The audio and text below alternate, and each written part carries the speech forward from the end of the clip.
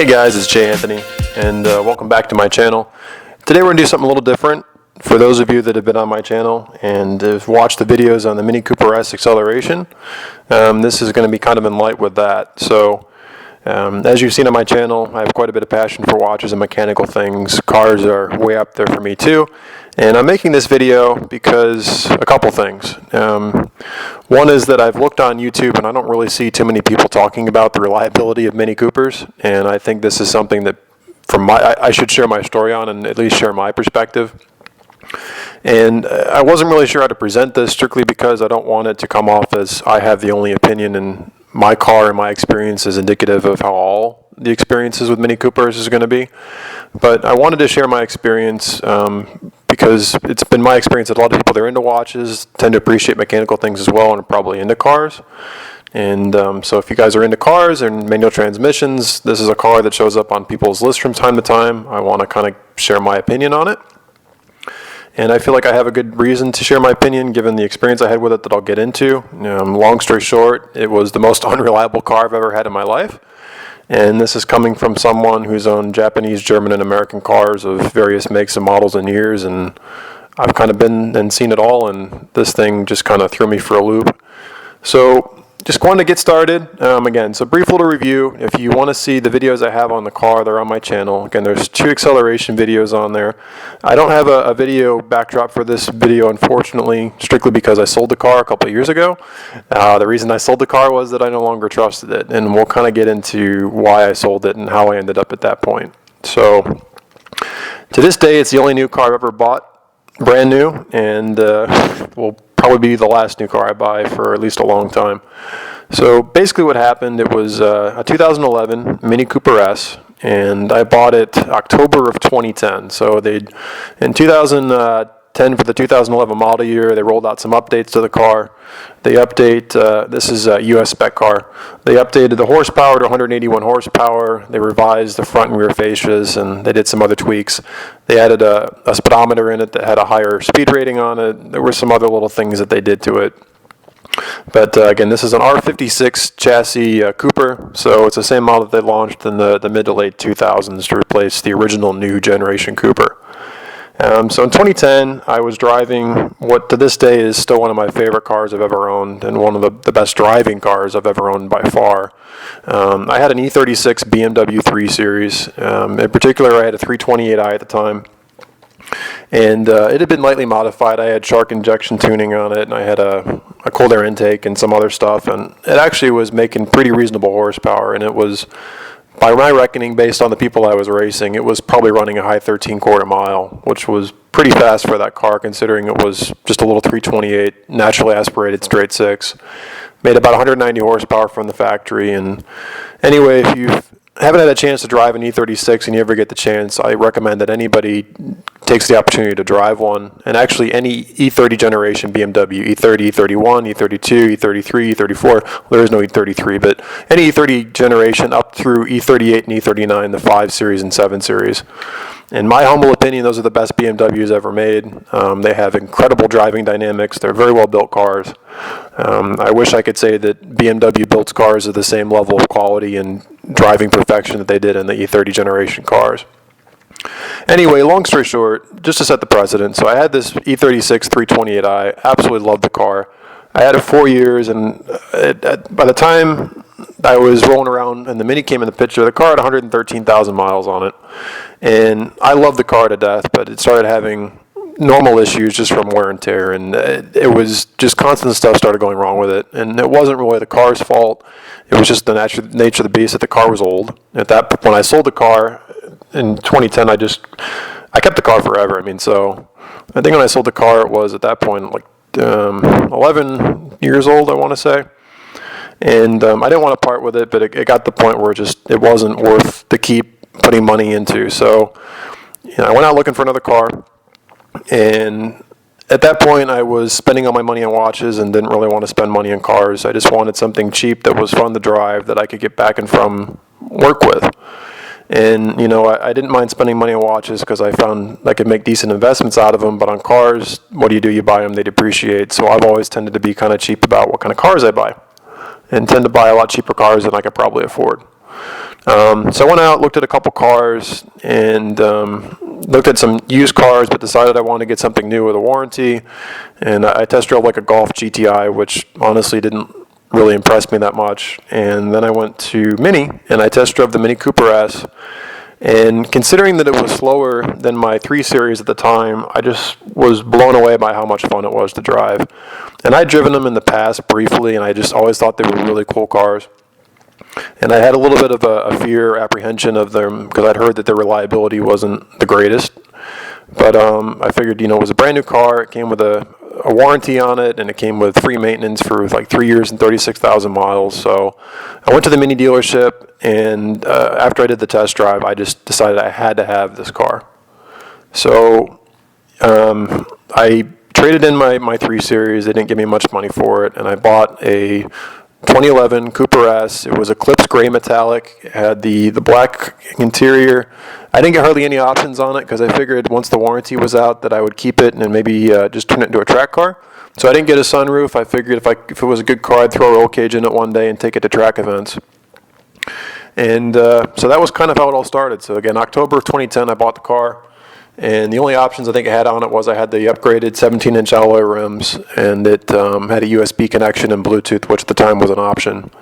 And the paint. The paint was an option, go figure. It was like $500 for the metallic paint. So bought the car, and initially I thought it was a great car, although to be honest, the first couple weeks I had it, I noticed that it didn't drive anywhere near as well as my E36 BMW, which I was surprised that my 3 Series drove considerably better than the Cooper S. The 3 Series, the engine, transmission, gear train, everything was much more communicative. So when you turned the steering wheel or you shifted the gears or you engaged the clutch, everything felt very mechanical. It was very visceral. You felt like you were a cog in the machine. The Mini was a lot number. And actually the Mini, in my humble opinion, coming out of, again, an E36 BMW, it felt very numb unless you put it in sport mode, which would firm up the steering, and it would also instigate an overboost function on the turbos, on the turbo, excuse me.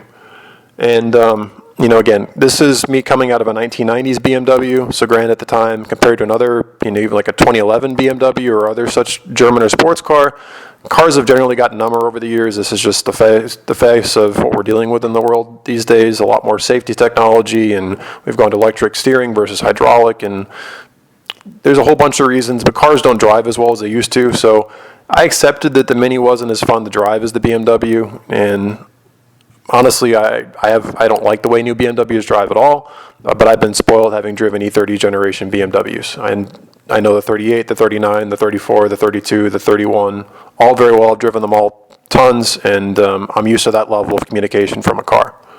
So anyway, car was, I was pretty happy with it. The first 4,000 miles, I'm like, it's a fun car. And even though it's one of the slowest cars I've ever owned, it had plenty of horsepower. You'll see on the acceleration videos, the thing got up and went pretty good. I was getting pretty decent gas mileage. I was getting between 24 and 28, depending on how bad I drove it, and I tended to drive it pretty hard. But right around 4,000 miles, everything just kind of fell apart. And it all kind of started with my brakes. I kept getting these warning lights on the dash that the brake pads were worn. I'd take it to the dealership. They'd tell me the car was fine. They'd reset the sensors. And I kid you not, I went back and forth to the dealership from probably 4,000 to 8,000 miles on the car 5 times to have the brake pad sensors reset. And it actually got to the point where the one time I went to go leave, they said they were reset. I got in the car, started the car. It said brakes need to be replaced within 1,000 miles. And I was furious. So that started. And then in the summer, I had both of my visors broke. So the visors, you got to put them down to block out the sun. And the plastic mountings that hold them onto the roof panel snapped off. I guess the heat made them brittle, and they literally just broke. So they had to fix both of my visors. And then the air conditioning broke, and the air conditioning stopped working. And then, it just started rolling. And then once I got around 10,000 miles, the Continental tires on the front had gone all the way down to their wear lines. And while I drove this car hard, in the initial 10,000 miles I had the car, I always left the stability control on. And I wasn't hard launching or anything. I would just accelerate quickly once I was at a roll, because I actually wanted to conserve the tires because I'm cheap and I didn't want to pay for the tires. And the tires were shot in 10,000 miles. So that was upsetting, but it's kind of like from there it just started getting worse and worse. So around 12,000 miles, the car developed an oil leak and was leaking oil all over my driveway. Got that fixed, and then they ended up coming out with a recall that helped kind of take care of that issue. And at the same time, earlier generation R56 Coupers, they were having what they were calling the death chain rattle, and you can look that one up on YouTube if you don't know what that is. So I saw that, and there was some reports of high-pressure fuel pump issues as well, which BMW is also notorious for on the twin-turbo straight 6 cars. So when I was going to the dealer, I heard these things were possibly in my future as well. Fortunately, those things never went wrong. But things continued to break. So then I got a check engine light, and the check engine light, they couldn't figure out why it came on, and they reset it, and everything seemed to be fine. And then I want to say right around 15,000 miles, I got another check engine light. It's probably the course of 3,000 miles between check engine lights.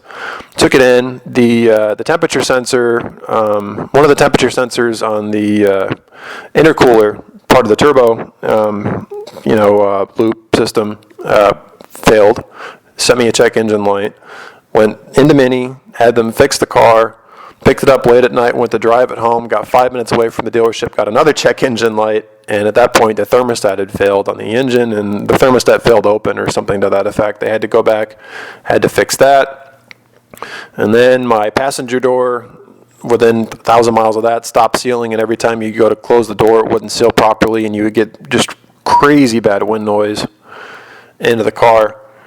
And by that point, I was just getting fed up with this thing. And there was, at this point, other things about the car I was learning that I didn't really care for either.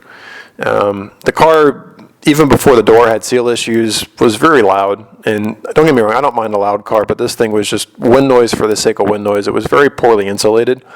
And considering how nice the interior was, and that for a little tiny car like this, the amount of money you're spending on this, it just, to me, didn't seem okay. The car also rode very, very firmly. And again, for a sporty car, it's kind of an expectation the car is going to run or ride harshly. But the car honestly didn't feel like it handled any better than my 3 Series or some of the other sports cars I've had. Even my Corvette now rides 10,000 times better than this Mini Cooper ever did, and it handles significantly better than the Cooper did. And I know some people listening to this are probably going to take, fits with me and argue that the Cooper is a great handling car, and it is in terms of performance numbers for sure.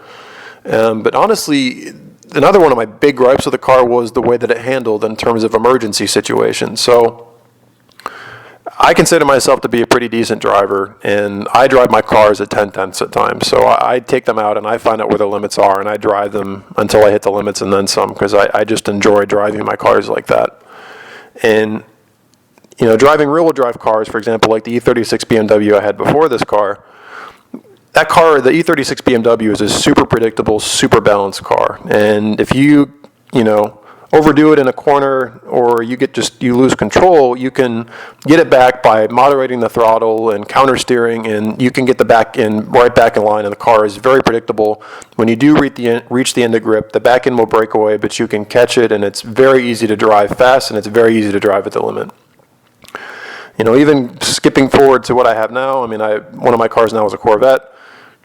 The back end will bite you and it will snap on you, but it's predictable and you can anticipate it. And even though it gets twitchy and it likes to bite you sometimes, and the back end will step out unpredictably sometimes, once it does break away, you can still catch it. And if you're paying attention, you know how to catch it, and you also know how to avoid the back end stepping out on you. So where does this relate to the Mini? Well, the Mini at the limit was very unpredictable, and it was actually quite frightening. So when you drive front-wheel drive cars, when you reach the limit, what tends to happen is you get what's called understeer, where basically the car can't turn into the corners at the speed you're going, and the car will understeer, and that it won't turn to the degrees that you want to. It's kind of, I'm not explaining this very eloquently, but if you're turning a really sharp corner, you're not going to make the corner, and you might actually cross over in the other lane because the car is incapable of cresting the corner at the right amount of steering angle that you want to stay within the lane, or to cut the angle in the road that you want to cut. The Mini, however, when you reach the limit of it, it would start understeering, but then the thing that would get freaky is the back end would step out on you. And again, this is a front-wheel drive car. The rear wheels are not driven, and again, I'd be going around these corners, and of course, when it happens, I'm driving like an idiot at high rates of speed, so take this with a grain of salt. You shouldn't be driving like this the way I was driving. But you'd be going into these corners, and then as soon as you hit the understeer, then the back end would literally step out, where the back end would wash out, and literally you'd feel the back of the car just kind of skipping off the road. And which is something that happens in rear-wheel drive cars, except unlike with rear-wheel drive cars, the Mini's rear wheels aren't powered, so you can't modulate the throttle to save the back of the car from spinning out. So you'd end up going into these corners at high rates of speed, and you would, start understeering, and then you'd start to correct and back off the throttle to correct the understeer, and then the back end would step out, and you'd try to catch the back end so you wouldn't, spinning the car off the road. But you can't moderate the throttle to save the back end. You'd have to, fight it with just the steering of the front wheels to save the car from spinning off the road. And this just told me that the car was just terribly unbalanced because, again, it would be completely unpredictable. And to me, I've driven a lot of very good, very balanced cars. You name it, high-end sports cars, I've driven them. Once you reach the limits of adhesion, you kind of know what to expect, and the car will communicate to you through the steering and through the chassis what it's going to do for the most part, and you can get pretty good where you're kind of in sync with the car and you can save the car. And the Mini is not like that. The Mini does not communicate to you, and more times than I can remember, I'd end up going through these corners, the car would start understeering, I'd start correcting, and then the back end would step out on me. And fortunately, through luck or skill, but more likely luck, I was able to catch it every time, but it just was very disconcerting because you had no confidence in the car at its limits. And so the car just wasn't fun to drive fast on corners because I didn't trust that it was going to do what it should have done. And that, on top of all the reliability issues that I had with the car, I couldn't stay in the car anymore. And it's really quite sad because it got really good gas mileage. I thought it was a pretty fun looking car. It had the ambient lighting inside. You could change the colors. I thought that was super cool. It had plenty of power, and it as a daily commuter, which is what I was using it for, it had every bit it could have been a perfect car as a daily commuter. And unfortunately, the handling for me and the complete and utter lack of reliability for me just killed it. And the day that I went and traded it in on my Corvette, the whole time on the way to the dealership, I was like praying that the car didn't throw a check engine light at me or something didn't break. I literally got to the point where I had no faith in the car anymore. And I've spoken to several of the people that have had Mini Coopers and R56 in particular, and a lot of them have had very similar experiences to me. They're pretty decent cars when they're running, but there's a lot of hard plastics in places there shouldn't be. Things get brittle and things break. I've had people I know actually had clutch issues with them too, and these are people that are very well skilled in driving manual transmissions, and clutches would fail prematurely. And there's just a bunch of niggling quality issues. I've heard of people having all sorts of electronic issues. I've heard people losing their fuel pumps. I've heard all sorts of stuff, and you can Google R56 problems on Mini Coopers. There's a whole bunch of things that can go wrong on these cars. So I kind of say this again to share my experience. I'm not saying that if you like the Mini Cooper, there's anything wrong with that. I'm not saying that if you buy a Mini Cooper, you're going to have the same issues that I had. I'm just sharing my experience as somebody who's very passionate about cars, and I want to make sure that at least this is something you're aware of. So if you decide to go purchase one of these cars, just be aware that this is something that can happen. And again, my 2 cents. And that's all. So, and I know a lot of people were asking questions about the acceleration videos. They wanted to know what was going on in the car and if I had modified it or anything to that point. And this is what happened to the car. I had the car just over 2.5 years, and I own the car, so I plan on keeping it. But it got to the point where I still had a 1.5 years left on the warranty, and I still had service on it. But at 22,000 miles, the car was the point I didn't want to be in anymore. I felt negative being around it. I hated driving it. There was days that I just wanted to put it in a car crusher and crush it. I just hated the car when I got rid of it. And, I ended up picking up a used Corvette. It was, 9 years old at the time, and I put over 20,000 miles on that car since I've had it, and nothing's ever gone wrong with that car.